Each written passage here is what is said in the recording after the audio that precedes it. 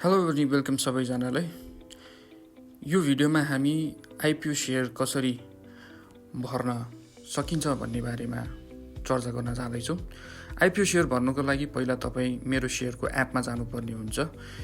मेरो सेयरको एपमा गइसकेपछि यस्तो खुल्छ र यहाँ तपाईँले तपाईँको डिम्याट जुन ठाउँमा खोल्नुभएको हो त्यो हालेर युजर नेम पासवर्ड हाल्नुभयो भने यस्तो एउटा अर्को वेबसाइट एउटा इन्टरफेस खुल्छ र यहाँ माई आस्पा भन्ने अप्सनमा तपाईँले क्लिक गर्नुभयो भने यहाँ अप्लाई फर इस्यु भन्ने अप्सनमा तपाईँले हालसालै आएको आइपिओहरू देख्न सक्नुहुन्छ र त्यहाँ अप्लाई गर्नुभयो भने चाहिँ यसरी तपाईँको पेज खुल्छ र यसमा तपाईँले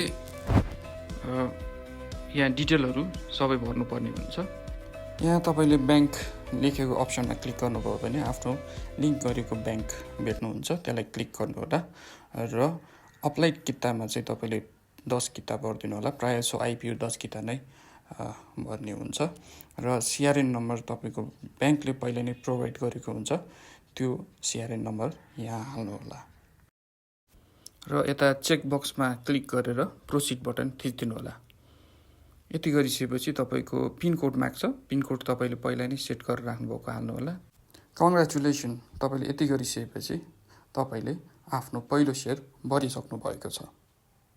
भिडियो अन्तिमसम्म हेरिदिनु भएकोमा धन्यवाद। किप वाचिङ अस।